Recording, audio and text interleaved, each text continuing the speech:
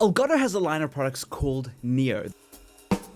They're designed to address a few concerns that a lot of creators have because making content is hard. Is the quality better than everything else in that price range? Spoiler alert here, like the answer is yes. Buckle up, this is going to be very cool. In fact, you are watching this with the products and with the audio that is made with Neo, which is pretty crazy. In this video, I'm going to cover every single product that's in that range currently available. Some of them aren't available in South Africa at the moment, but I'm just going to cover them anyway because I think it's really important that you know about them. Hopefully we'll be here sooner than later. All this beautiful white aesthetic, something that I think home offices or cozy spaces, it like really suits that vibe a lot, and I really like the direction that they've gone with it. Let's start with Facecam Neo, right? It's a 1080p 60 frames per second 26mm lens with a CMOS sensor. It supports HDR, which is something that I'm very impressed with. And like other face cams in Elgato stable, it has an autofocus lens. So it can track autofocus, and you can lock autofocus, which is really cool. So if you want to bring up products to the camera, or if you're doing an unboxing video or something. It comes with an adjustable mount. It's a 1/4" mount that fits at the bottom, the traditional 1/4" mount, with that 1/4" thread, so that you can mount the camera on whichever tripod or mounting system that you have at home. It's also got a built-in privacy shutter, which I think is amazing. It's a full-on analog privacy shutter. It's not digital, so you know when you are covering that lens that it is covered, which is great for, firstly, live streamers who want to keep their lives separate or when they go offline, or just the security of the household. Say if you've got like a working computer in a living space, you can just shut it off. Or if you're in meetings, for instance, and you don't want to be seen in the meeting and you don't trust the software, you've hung up, or you think you're outside of Microsoft Teams, you can just drag that slider all the way closed, and then people won't be able to see. It's got a 77-inch field of view, and it also comes with a really high quality braided nylon USB-C cable that supports 480 megabits per second if you plug it into the correct USB-C port. I think that the video quality is much better than what I initially anticipated. When I plugged it in to try it, I was like, okay, cool, this is gonna be your run-of-the-mill entry-level webcam, but it's not. I mean, I'm recording this YouTube video and I think it looks remarkable. There are a few settings that you can tweak that can improve this visual quality if you'd like. Overall, I'm extraordinarily impressed, especially if you're gaming and streaming. It will look stunning if you're gaming and streaming because, you know, you're smaller in the corner, but like besides that, it looks rather amazing. Plug and play thing is true. Like it works. As you plug it in, your computer picks it up as a webcam. So running it in OBS or any other kind of software that you record with, it will see it. Camera Hub software is good to have installed. I do recommend doing that. You have way more control over the device, but technically you don't need it. There's no built-in microphone, which some people might see that as like a problem. I love the fact that Elgato don't put built-in microphones into their cameras at the moment, because at the moment right now, microphones on cameras are terrible. And often when you are live streaming, and I know a lot of live streamers who are, you know, OGs will understand this, but when you plug in a webcam with a microphone, it might default to that, and you'll spend half your stream not using a great quality microphone, but using the microphone that's on the webcam, and you don't even know, and it sounds like absolute trash, and everyone's asking like, what's wrong with the sound? What's wrong with the sound? And you're like, I don't know. Cut it out. There's no need to have a microphone inside your webcam. It just sounds terrible. And if you're using a notebook or laptop, even the built-in microphone on a notebook or laptop is better than the microphone that is going to be, I think this is like just shy of a meter away from my face. So microphone close to my face, camera further away. The privacy shutter is brilliant. I think that is such game-changing feature. I know it is available in the others face cams in the range. So here you get like a physical shutter. This one isn't as obvious, and it could be done more elegantly. I think the most elegant way that Elgato have achieved this is inside the Facecam Neo. So well done. I think it is such a brilliant piece of hardware. 1080p I think is more than enough for the price range, and 60 FPS is great, especially if you are playing and live streaming games at a higher refresh rate. When I do live stream, I will live stream with 60 frames a second. People want to see first-person shooters at the highest frames that they can. and that's what Twitch and YouTube support, and you want to give people that quality, and you can. Look at this.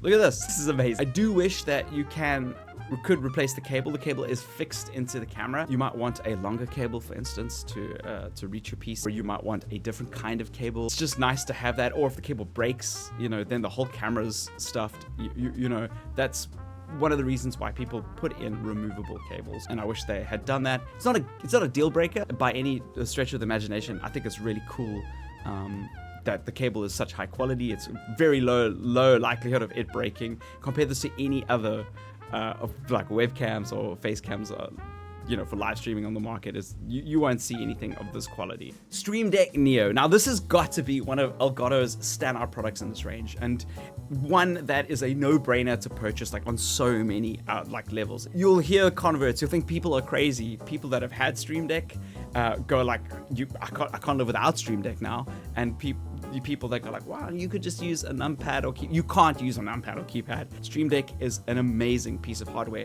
and what they've done with Stream Deck Neo, they have made a product better than it should have been. It would have been possible. Stream Deck is a device, for those of you who don't know, that allows you to control just about every app on your PC or every broadcasting software that you've got installed, where every key that you have on the keypad has the potential to be something magical, right? It has the potential to increase your productivity and get you focused in your work, which is something that I particularly like. You can control OBS by camera switching, you know, or scene switching to different scenes that you've built, or you can open apps really quickly, becoming like a shortcut bar, or a shortcut bar in apps like Photoshop or DaVinci Resolve, so you can do tasks or achieve tasks by like opening workspaces that you use frequently at the touch of a key, instead of having to file or use all the shortcut keys or click file, find workspace, or whatever the case is. It's so much easier just to have it like work on the device, and it's contextual. So if you've got that app open, you can make sure that particular key arrangement or user interface is open when you are using that particular app. Also great for business calls or work calls. Like, this is what your work call could look like, and a lot of people are working remotely, and this is just, it's high quality, and you can mute yourself, very like visually see what's up, which is awesome. So Stream Deck is like a no-brainer all around. I think most people who work at a desk could need a Stream Deck. Unlike like the other devices on this list, you do need the Stream Deck software to get it running. It's not as plug and play as you'd expect other things to be, but I understand why. You need to be able to, you know, change keys and like install plugins and all that kind of thing. The Stream Deck Neo has got features though that the other Stream Decks in Elgato's range don't have, which is really cool. Namely, it's got the 2 capacitive touch keys that behave as dedicated page turning keys, as well as an info screen with key information that is on display over there. Unfortunately, right now, this isn't as customizable at the moment as it could be. I think it takes up a lot of real estate, and it could be very useful, but hopefully they're going to be improving this over time. But right now, being able to tell the time and all that information over there is very handy at a glance. So I'm glad that they've done it. I just hope to see how that evolves over time. Now, it's got 8 of those deliciously squishy keys that, you know, are famous in Elgato's range. They're backlit with LCD, so you can change their design and what they look like. And it feels like it's got more key real estate than it actually does. It's got 8 keys, but it feels like a lot more, and that's because it's got those capacitive touch those dedicated page turning keys, so you can shuffle to different arrangements or different pages of configurations. It's also got that high quality braided cable and an adjustable stand, so you get like 3 different heights. I don't like the fact that the USB-C cable, again, is not removable. It's still a high quality one, which is really cool, but it is a no-brainer. It really, really is a no-brainer. It's like one of those things that's really hard to fault. I use the Stream Deck all the time, when I'm editing video, when I'm using Photoshop, when I am just operating my PC, stopping and starting music. I use it continuously, and I think it's such a valuable addition to anybody's stream. And this particular model is extremely great value for money. Let's jump over to the Key Light Neo. So this is a genius little light panel that has some amazing inclusions on it that you don't find in other key lights in the Elgato range, you're going to start noticing a trend here. They've added some things that make these products better or more user-friendly, I think, than the pro versions of them. Specifically, there's physical buttons on it, right? Like, the only one that has physical buttons is the Key Light Mini, which is the one with the battery built into it. But the Key Light Neo is obviously significantly cheaper and designed to be more locked down, but it's got, because of its form factor, it is a little bit more transportable. Transportable is a word?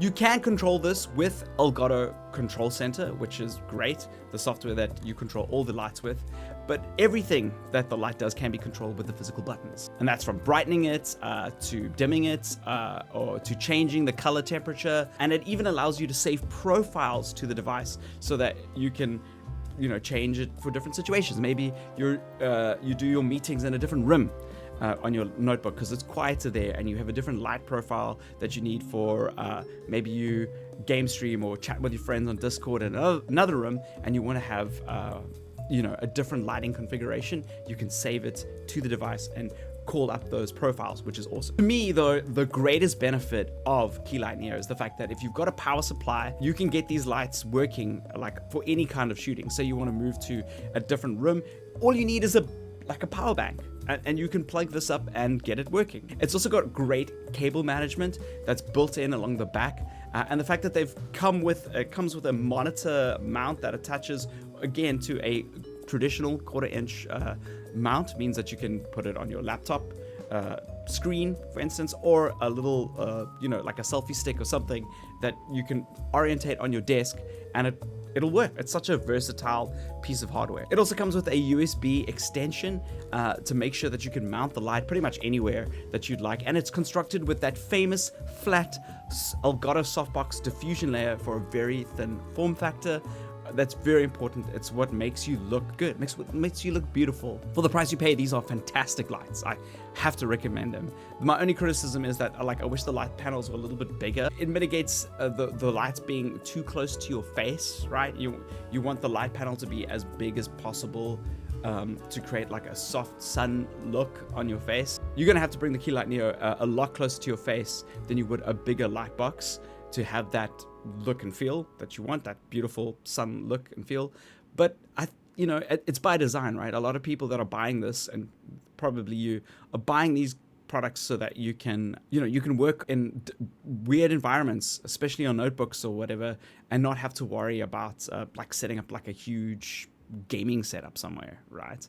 So yes, I understand the purpose. If you want a big light softbox, they've got the key lights and they've got the ring lights and so on. You can get other products from Elgato. I think that this is why this was designed, and it's smart. Wave Neo. I've been waiting to talk about this. I'm blown away. This is a sleek condenser microphone that looks incredible. Like, it's got the same plug-in and record methodology that is now with the whole Neo range. No setup required, and they sound amazing out of the box. What you're listening to right now, no EQ, raw out of the box. This is what it sounds like. It sounds like radio. Like, they've EQ'd this microphone brilliantly for voice. However they've constructed this, it is genius. There's a capacitive mute on the front, and it's got a large indicator light that lets me know whether the microphone is muted or not muted, so there's no mistake. That's great for meetings. So for instance, you're in a Zoom call or a Google Meet, instead of having to use the hotkeys and you see that little icon on the screen whether you're muted or not, it's hard to keep track. Or have you ever been in one of those business meetings and you're talking and no one's listening to you and you're like, what is going on? That doesn't happen because you can see whether your mic is live or not, and that's just by tapping the chassis. It is genius. This as well is an interchangeable pop filter on the top there's a variety of different options for colors that you could buy to, like, you want to express yourself with it. But just this alone, it means that it's like having the pop filter built into the shell means that there's no extra pop filter out here. It's a brilliant design, and I love the stand. This is a metal stand that they've got. It's got built-in cable management. It is sturdy. It just looks good on a desk. It reaches your mouth. This is actually a really good height. It reaches your mouth. I'm maybe 10 centimeters away from the microphone, and it's doing an excellent job. There's also a headphone jack, which is awesome. It makes the mic also an output, so it means that If you're using wired headphones, you don't have to track that cable all the way to your PC. And we've all had this experience where you like tug your head and your headphones fall off. You can just plug it straight up in here, and it acts as the output, and there's minimal cable damage. And also, there's that amazing braided cable, which is like in everything on this range, which is great. And it's removable, this one. It does have a proprietary plug, like end, but technically it's removable. I'm truly blown away by this. This is like, the audio quality is amazing. It's probably one of my favorite mics in Elgato's range, and it's like the least expensive, and like you don't have to do any kind of audio tweaking. It does work though with the Elgato Wavelength software, so if you do want to add EQs to accommodate your voice, you can. Unfortunately, the biggest negative thing I think is that there's no clip guard built into this. Elgato on most of their Wave products have a really exciting technology called clip guard, which prevents peaking. It hot swaps audio tracks to prevent peaking in your audio. So when you scream, it jumps to the track with the lowest gain, and it happens in real time. That's not here. But I think for a lot of people in this price range, it's irrelevant. Like, you can set this up. You can actually build some EQs that help you out and prevent you from hitting filtering out those peaks and crunching the audio, which is really cool. I love this cable management that they've put into it. This is such a thoughtful design, and it's actually it's so easy to use. A lot of cable management on products like this makes it like ugly or like really hard to operate. But this is such a thoughtful design, and you can even put your headphone cable here as well. So if your headphones are like with this super long cable and you want to plug it in here, you can actually just wrap it around this cable management rubber cable thing on the back without it looking hideous. When I say this works on everything, it does. It works on my phone even. And I think that's one of the things, if you're recording TikToks or whatever and you want really good audio, everyone's holding these lapels and all that, you can use this. This is what your audio will sound like if you plug this into your phone with the USB-C.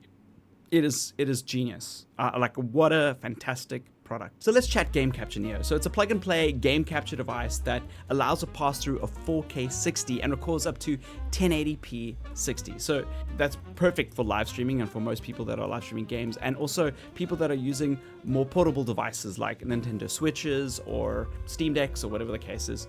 It's immediately detectable in streaming apps without you having to install any firmware. So if you're using OBS, you can just plug this into your computer and it will detect the game capture device inside OBS. The benefit here is that it's got minimal pass-through lag. So it's so minimal, I think, for some games that a lot of people are going to be able to just use that preview window in OBS to play the game. For some games, I obviously wouldn't recommend it. If you're playing a competitive shooter and you're playing at 240 hertz, you won't be able to, right? Firstly, it's got that 4K 60 pass-through, so you won't be able to pass through 240 hertz. But if you're playing casual games or games and you don't mind having being able to see your preview window at 1080p 60 with like a fraction of a lag, it's still there. This ease of use makes it possible for you to record or stream games minutes from just opening it up the box and just setting it up. It also works with other devices, right? Not just game console, anything that's got an HDMI output.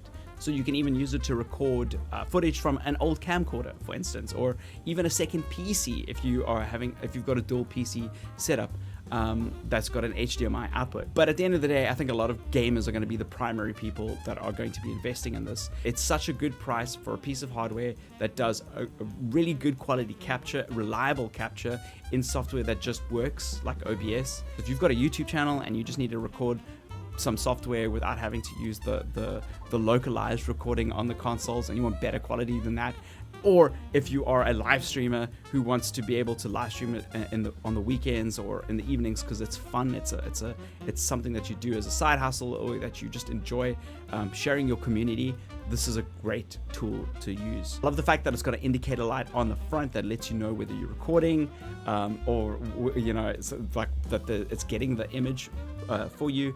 That USB-C cable is braided, it's beautiful, it fits the whole aesthetic, and it's one of the best, I'm not gonna lie, it's one of the best game capture devices on the market, because it just looks so much more aesthetic than having like a black tank on your desk. These are some really incredible pieces of hardware. I was skeptical at first when Elgato announced that they were going to be doing a Neo range, because you don't want any like quality hits at the end of the day, like when you're buying hardware. But for the most part, they haven't. And the things that they have cut out or trimmed off, like for instance, like the kickstand on the Stream Deck, they've actually improved the hardware in ways that I wish the other Stream Decks had, like those capacitive buttons. They have created a range that is like aesthetically, it's uniform, it looks amazing, it's useful in ways that like I was just not expecting it to be. I think it's such a great collection of products. And I'm sure there's something for everybody. Like, I'm very excited to use this face cam for down shots. Like, I really want to be able to do that. And I'm going to be using Wave Neo for TikToks and video shorts that I can just plug into my phone and record. You know, or a tablet and just record. There's something for everybody in this range. And I'm so glad that Elgato have brought this out and that it's now available here in South Africa. So thank you. Like, thank you. Let me know what you think in the comments below. Is this a range that you are going to be investing in? Are you going to be building it up? Is it something that's on your radar?